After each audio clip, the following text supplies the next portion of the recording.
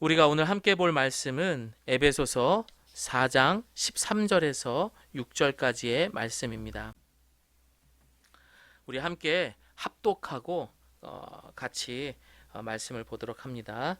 13절입니다. 시작. 우리가 다 하나님의 아들을 믿는 것과 아는 일에 하나가 되어 온전한 사람을 이루어 그리스도의 장성한 분량이 충만한 데까지 이르리니 이는 우리가 이제부터 어린아이가 되지 아니하여 사람의 속임수와 간사한 유혹에 빠져 온갖 교훈의 풍조에 밀려 요동하지 않게 하려 함이라.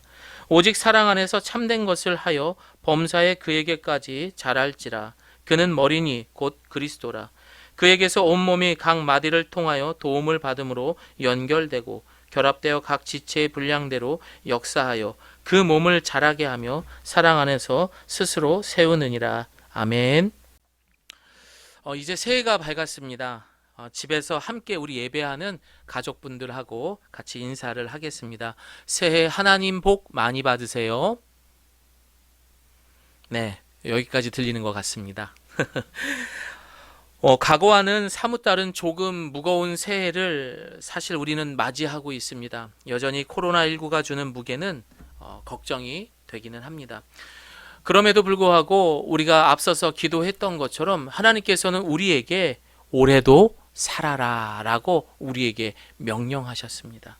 또 이것을 다른 말로 한다면 기회를 주셨고 2021년이라는 시간을 우리에게 선물로 주신 줄을 믿습니다. 네, 여러분 아멘 하셔야 돼요. 그러나 이왕이면 이 힘들다 어렵다 하는 이 시대에 예수님과 함께 조금은 다름의 삶을 살아보는 건 어떨까요? 지난해처럼 좌로나 우로 치우치면서 균형이 맞지 않는 그러한 삶을 살기보다는 균형 있는 삶을 살아보면 어떨까요? 예를 들면은 내가 일하는 것과 가족과의 균형을 좀 맞춰보며 살아가는 건 어떨까요? 내가 그동안 부정의 말만 하던 것을 칭찬의 말, 위로의 말 이렇게 좀 균형을 좀 맞춰가며 살아가는 건 어떨까요? 이건 오해하면 안 됩니다, 여러분. 그러니까 누구에게 싫은 소리 하는 거 이런 게 아니라 여러분들 누구에게 잔소리 하는 것 이런 모든 것도 도움이 되는 건데 그 말에 대한 균형에 대해서 이야기를 한 겁니다. 또 내가 부모로서 자녀만 너무 사랑하고 애지중지하는 게 아니라 남편과 아내 이런 균형을 또 맞춰보는 건 또 어떨까? 그리고 가장 중요한 신앙과 삶의 균형을 맞춰보며 살아가는 것은 어떻습니까? 여러분 이것이 바로 우리가 균형 있는 신앙 생활 그리고 신앙과 삶의 균형이라는 올 한 해 우리 교회의 주제이기도 합니다. 자, 여러분 저를 따라해 봅니다. 예수님이면 충분합니다. 또 옆에 사람을 보며 이야기합니다. 아니면 없으면은 자신을 가르쳐서 말합니다. 당신이라면 할 수 있습니다. 2021년은 정말 큰 선물이며 가장 큰 하나님의 큰 복인 줄을 믿습니다. 귀한 이 한 해를 사랑하는 가족 그리고 이웃 그리고 이 나라까지 품고 머리 대신 예수님을 증명하며 살아갈 수 있는 우리 예가교회 성도님들이 되시기를 소망합니다. 이제 2021년을 시작하면서 과연 올해는 어떤 주제를 가지고 시작해야 될까 머리를 싸고 또 이렇게 예배당에 나와서 기도도 했습니다. 그리고 지난주에는 산에를 좀 올라가면서 마음을 좀 비우려고 했었습니다. 그렇게 해서 이제 등산을 시작을 하는데 올라가자마자 저 산 꼭대기를 보니까 엄두가 안 나더라고요. 옛날엔 그래도 자신이 있었는데 야 정말 높다 이런 무거운 마음을 가지고 올라가는데 힘이 좀 이렇게 붙일까봐 이렇게 음악도 좀 듣고 헤드폰을 끼면서 그렇게 올라갔습니다. 그런데 문제가 하나 있었습니다. 저 힘든 산을 올라가려면은 요즘 마스크를 안 쓰면 안 되잖아요. 등산할 때도 마스크를 쓰고 올라가는데 너무 힘이 들었습니다. 정말 컥컥대면서 그렇게 산을 올라가는데 중간중간에 이 마스크를 코를 내리고 다니는 사람, 턱에 대고 다니는 사람, 심지어 마스크를 벗고 다니는 사람들도 있었습니다. 그냥 그러려니 하고 넘어갈 수 있었지만 순간 제 몸이 힘들고 숨이 차다 보니까 예민해졌던 것 같아요. 좀 짜증이 나더라고요. 아, 왜 누구는 몰라서 숨 차는 거 몰라서 저렇게 마스크를 쓰고 가는 건가 하면서 약간 좀 그런 마음으로 올라가기 시작을 했습니다.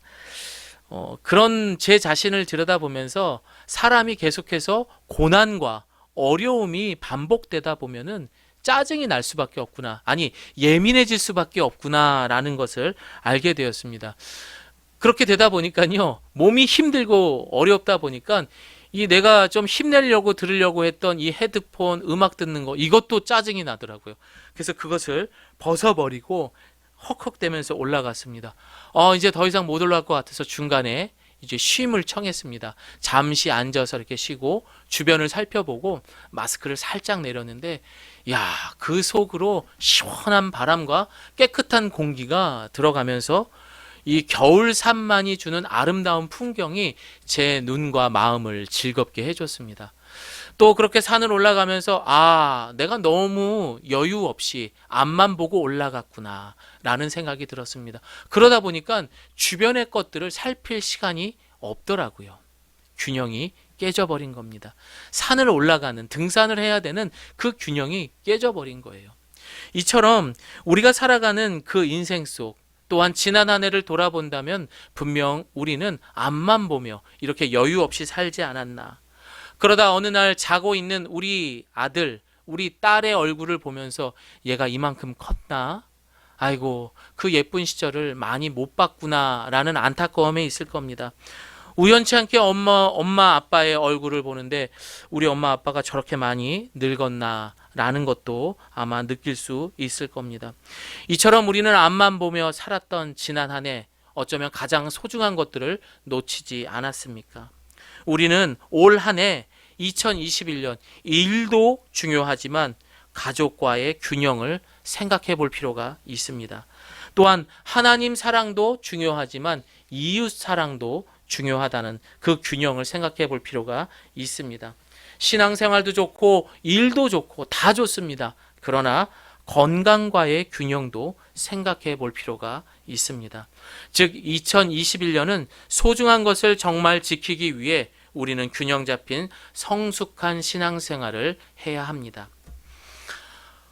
여러분 그림을 잠깐 볼까요? 그림을 보면은요, 이렇게 어린 시절 철길을 걸었던 그런 기억들이 있을 겁니다. 사실 아이들은 균형을 잘 잡지 못해가지고 이쪽 저쪽으로 이 철길에서 떨어지면은 짜증을 내죠. 그러면은 하하 웃으면서 아빠나 엄마가 손을 잡아주고 그렇게 철길을 걸었던 그런 기억이 있을 겁니다.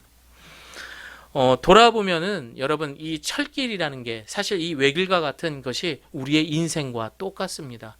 이쪽을 바라보면 좋은 것 같아서 일로 가야 될 것 같고, 또 우를 바라보면 이게 맞다라는 생각이 들어서 이 오른쪽으로 가야 될 것 같고, 이쪽 저쪽 어디로 가야 될지 갈팡질팡 하면서 균형 잡지 못하며 살아왔던 그런 세월들, 이런 것이 우리의 인생이 아닐까라는 생각을 해봅니다.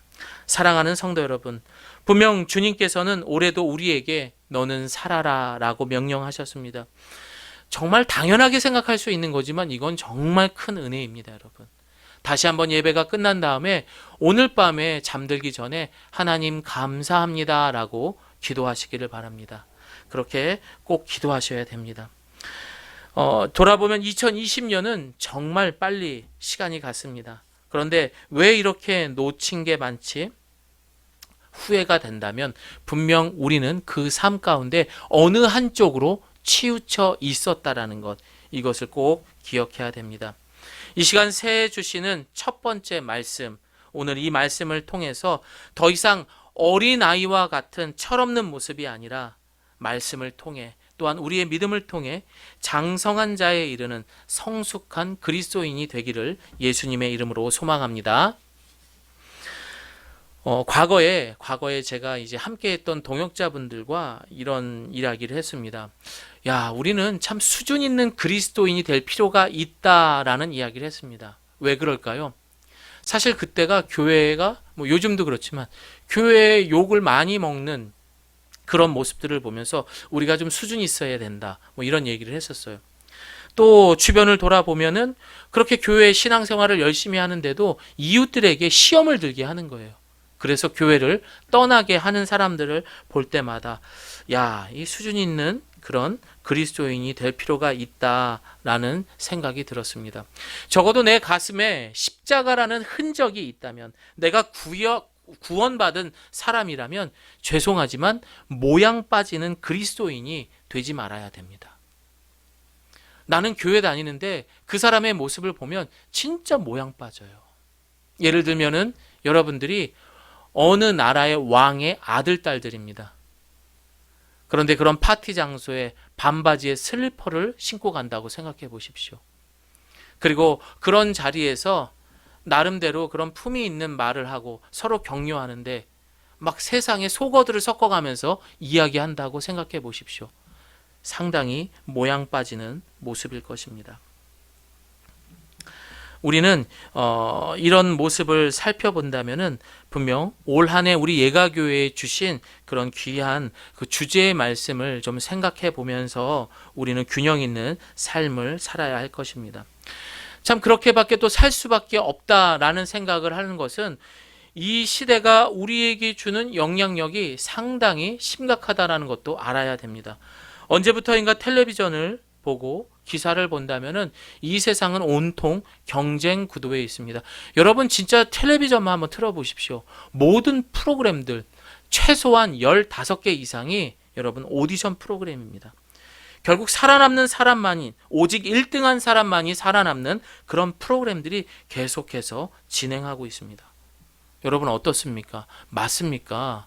아니면 아니라고 생각하십니까?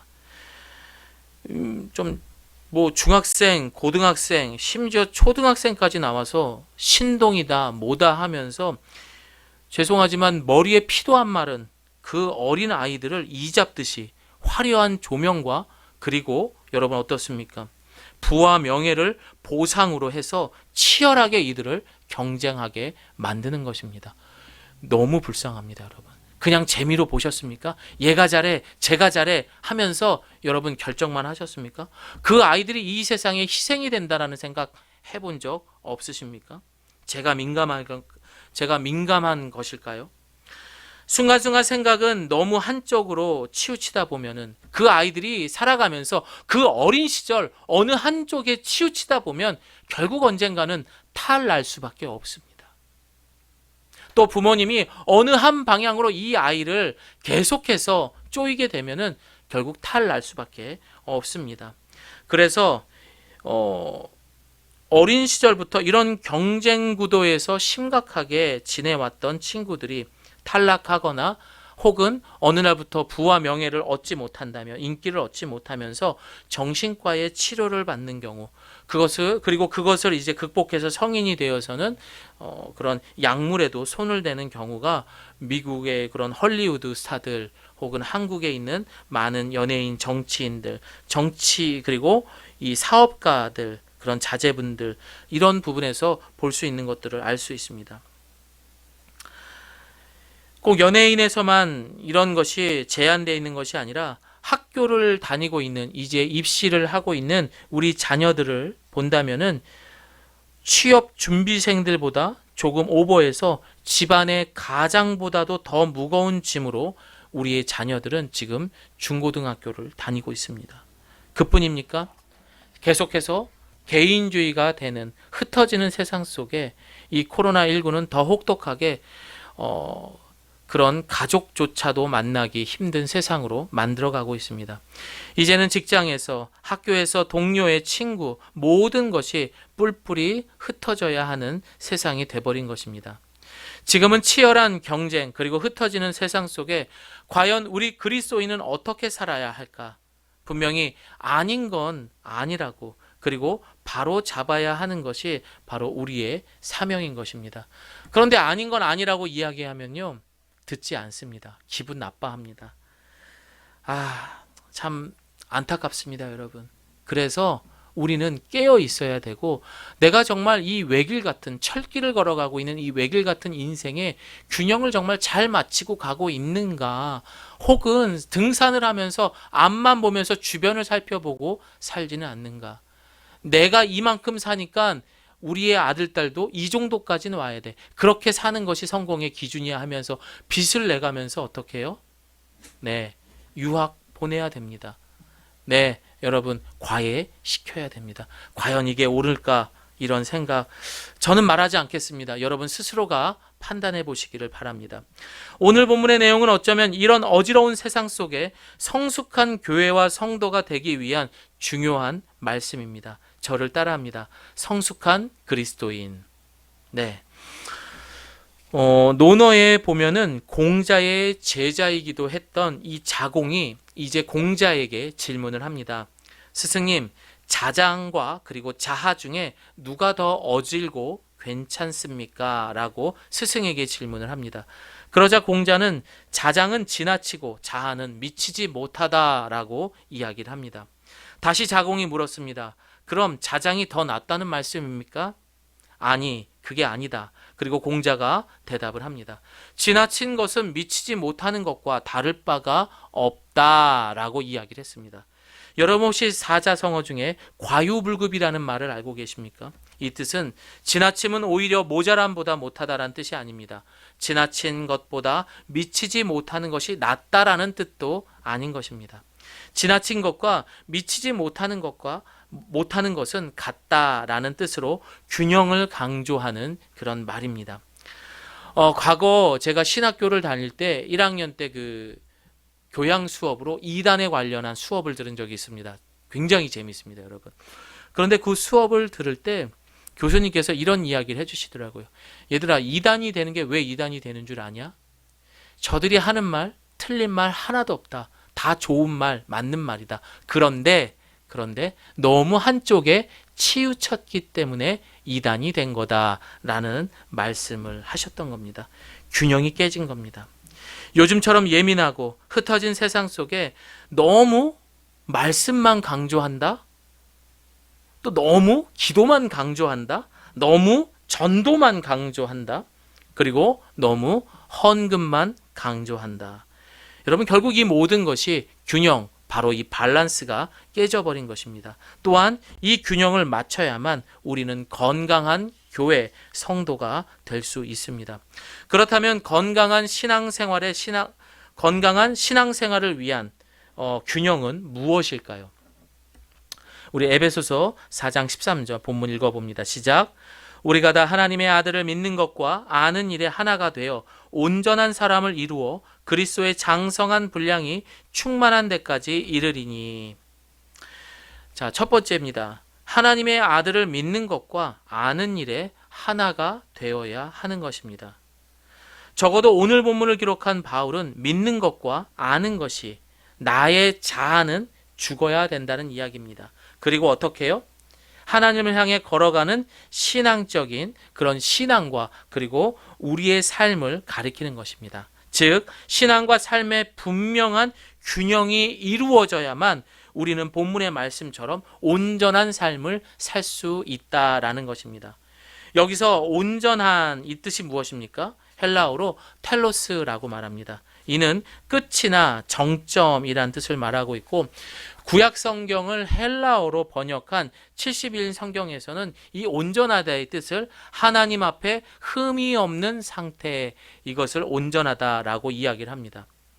그리고 좌로나 우로 치우치지 않는 균형 잡힌 성숙한 그리스도인은 본문의 말씀처럼 그리스도의 장성한 분량에까지 이를 수 있다라는 겁니다. 그렇게 해야만 하나님 앞에 흠이 없는 것이고 우리는 더 이상 어린아이와 같은 신앙이 아닌 어른과 같은 장성한 자의 신앙이 된다라는 것입니다. 사랑하는 성도 여러분, 신앙과 삶의 균형은 첫 번째, 내 자아가 예수님을 통해 완전히 죽고 오직 예수님의 모습이 2000년 전에 십자가에 죽으시고 부활하신 예수님이 나를 통해 그러니까 예수님은 보이지 않잖아요. 그러나 나를 통해서 나의 삶으로 그 예수님의 형상을 보여지게 하는 것, 이것이 바로 여러분들 우리가 균형 잡힌 삶이라는 것을 잊지 말아야 됩니다. 또한 사실 이 균형이 깨져 있는 그리스도인의 삶을 보면 방금 이야기한 것처럼 성숙하지 못한 삶에서 반대되는 어린아이와 같은 모습들을 볼 수가 있습니다. 본문 14절을 우리 메시지 성경으로 읽어봅니다. 시작. 이제는 더 이상 어린아이가 되어서는 안 됩니다. 파도에 밀려 떠다니는 배처럼 왔다 갔다 하거나 우리를 속이고 유혹하는 온갖 새로운 가르침에 넘어가서도 안 될 것입니다.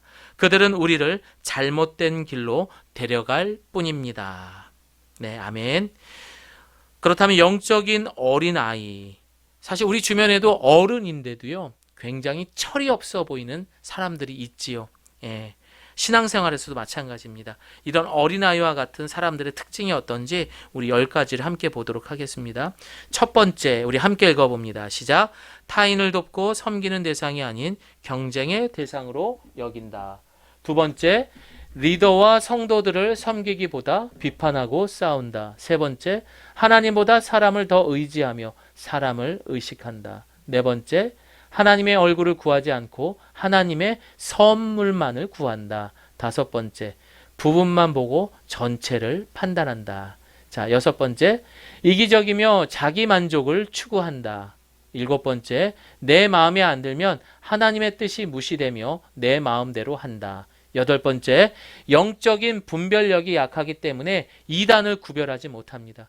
그래서 다 똑같은 교회라고 생각을 하는 것이죠. 아홉 번째, 하나님의 음성을 듣지 못하고 들어도 순종하지 못한다. 열 번째, 늘 내 자신이 피해자이고 보상받아야 된다라고 생각을 하는 것입니다. 이 외에도 자기의 잘못을 인정하기보다는 변명하는 이러한 모습들, 이런 사람들은 그래서 회개를 하지 않습니다. 그 외에도 너무 많은 모습들이 있지만 대표적인 것들을 생각했고, 사실 이런 모습들은 저의 지난 어린아이와 같은 신앙을 가졌던 모습들을 또한 생각해 보면서 10가지를 한번 적어봤습니다. 과연 이런 모습들을 봤을 때 내가 정말 구원받을 자격이 있나, 그런 생각이 들 만큼 부끄럽고 창피했습니다. 평생 교회를 다니면서 전도 한번 하지 않습니다. 평생 예배를 드리면서 11조 감사헌금, 심지어 주일헌금도 안 해요. 그 왜 안 하니까 아내가 했기 때문에 안 하는데요. 그리고 남편이 했기 때문에 헌금 안 한대요. 네, 이런 분도 계십니다. 평생 말씀, 성경 공부하면서 아내에게 잘 하지 못하는 사람, 남편에게 잘 하지 못하는 사람들.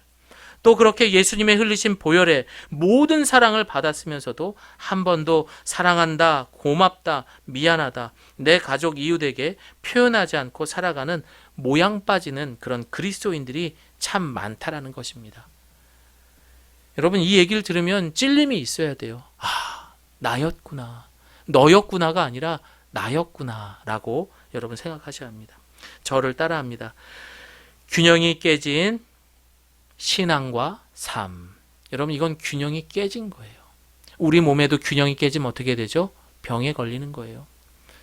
우리가 지금 이야기했던 것들처럼 내 삶에 이러한 모습이 있다면 여러분, 결국 우리는 영적으로나 육으로 병에 걸릴 수밖에 없습니다. 그래서 바울은 우리에게 오늘 본문 15절 말합니다. 함께 읽습니다. 사랑으로 진리만을 말하고 머리 대신 예수 그리스도를 본받아 모든 면에서 성장하도록 하십시오. 가끔씩 이제 8살이 된 저희 딸을 보면 어른들보다 더 아는 것이 많습니다. 심지어 할아버지, 할머니 스마트폰까지도 가르쳐 줄 때도 있습니다. 영어요? 어른들보다 훨씬 발음도 좋고 아는 것도 많고 또 한자까지도 이제는 더 많이 아는 것 같습니다. 그런데 여러분, 여러분의 자녀분들도 그렇고 우리의 자녀도 그렇고 그 아이들에게 있어서, 그 어린 아이에게 있어서 기품이 있을까요? 영적인 그런 어린 아이와 같은 신앙을 갖고 있는 교회와 성도들의 특징은 바로 이 깊이가 없다라는 거예요. 교회에 대한 문화는 너무나 잘 알고 있습니다. 왜요? 이들은 역사, 지식, 성경 공부, 봉사, 섬김의 넓은 교회 문화는 잘 알고 있지만 예수님의 뜨거운 그 십자가의 깊이가 없다라는 것입니다. 그래서 어린아이와 같은 신앙을 가진 사람들은 충동적인 모습들이 있습니다. 그래서 쉽게 교회를 떠나기도 하지만 교회가 이웃에게 상처를 주기도 하는 것입니다. 조금 심각하게 말하면 나 외에 교회 밖의 사람은 모두가 죄인이라고 생각을 하는 거예요. 그러니까 일방적으로 신앙생활하는 거고 일방적으로 전도하게 되는 것입니다. 이건 정말 무섭고 심각한 상태입니다. 그러나 2000년 전 이 땅에 오셔서 모든 물과 피를 쏟으셔서 누구도 아닌 바로 나를 위해 죽음으로 바꾼 그 사랑, 그 용서의 깊이를 이해할 때 우리는 참 교회와 성도가 될 수 있습니다. 마태복음 18장 21절에서 22절을 보게 되면 베드로는 예수님에게 이 용서에 대한 질문을 하게 됩니다. 그런데 뭐라고 합니까?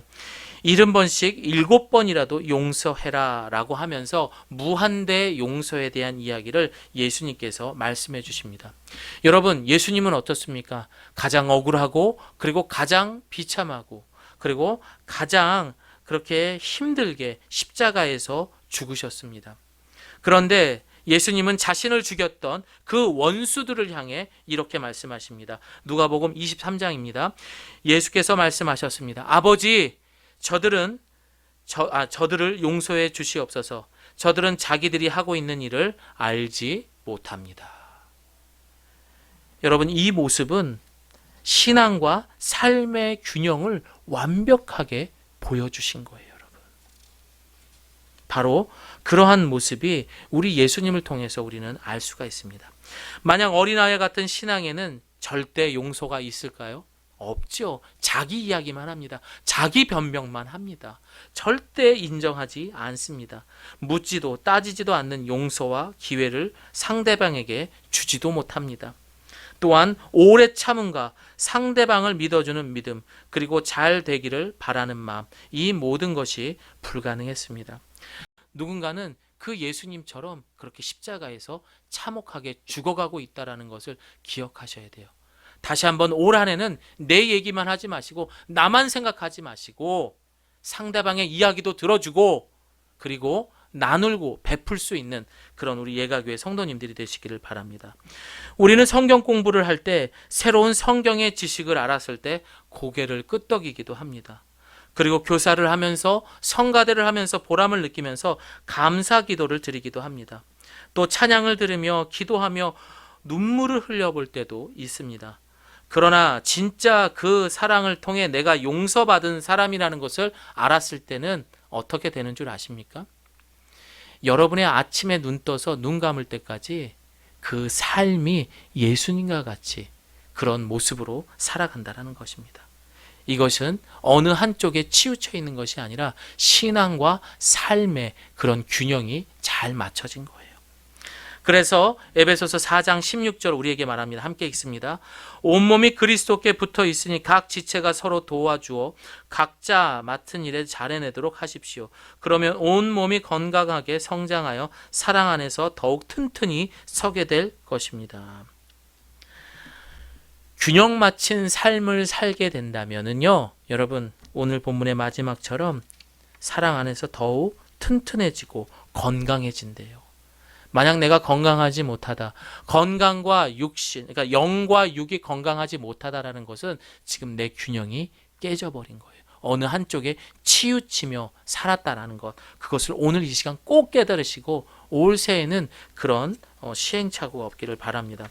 올해 주제를 조금 멋있게 하려고 뉴 2021 밸런스라고 이렇게 한번 만들어 보기도 했습니다.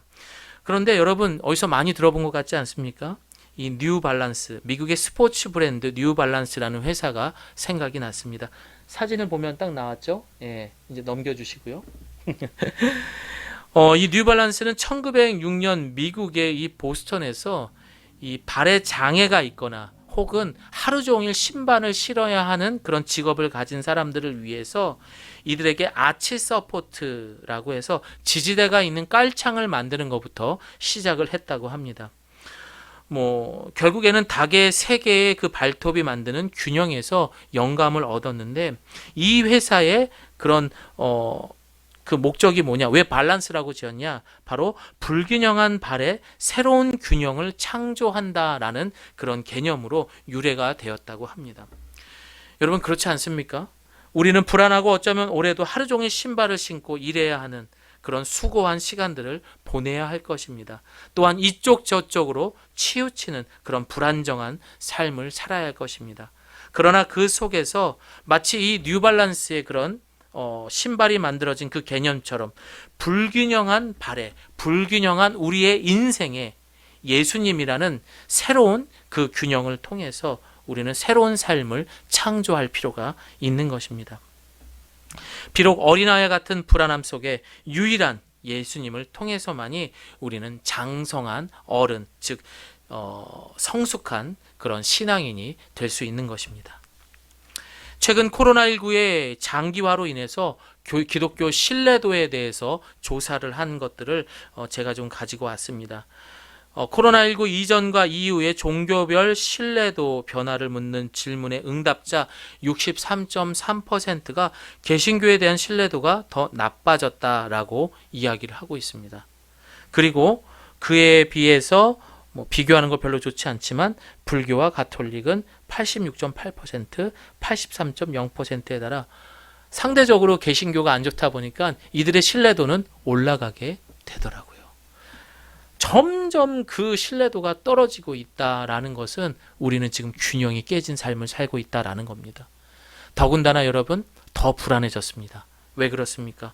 코로나19라는 것 자체가 우리의 균형이 깨져버린 삶을 더 어려운 곳으로 밀어넣는 것과 똑같은 거예요. 그렇다면 그 속에서 우리는 잘못된 것들을 바꾸어가며 살아가는 것, 새로운 삶, 새로운 것을 창조하며 살아가는 마치 뉴발란스와 같은 회사처럼 해야 하는데 우린 그걸 못한다는 거예요. 왜? 균형이 깨졌으니까. 사랑하는 성도 여러분, 이 시간 여러분에게 우리 예가교회 올해 주제를 여러분에게 말씀드립니다. 우리 함께 따라합니다. 신앙과 삶의 균형. 네, 여러분, 신앙과 삶의 균형. 신앙생활만 너무 열심히 하지 마십시오. 이제는요, 물질에 대해서도 좀 균형을 맞춰주세요. 그리고 여러분, 삶에 대해서도 균형을 맞춰야 됩니다. 그리고 신앙에 대해서도 이 모든 것들에 그런 균형을 맞췄을 때 우리는 새로운 하나님께서 주시는 그런 2021년을 살 줄을 믿습니다. 이번 한 주간 여러분 지내시면서 한번 계획표를 세워보시기 바랍니다. 특히 계획표를 세우기 전에 내가 어느 쪽으로 치우쳤나를 한번 생각해 보시기를 바랍니다.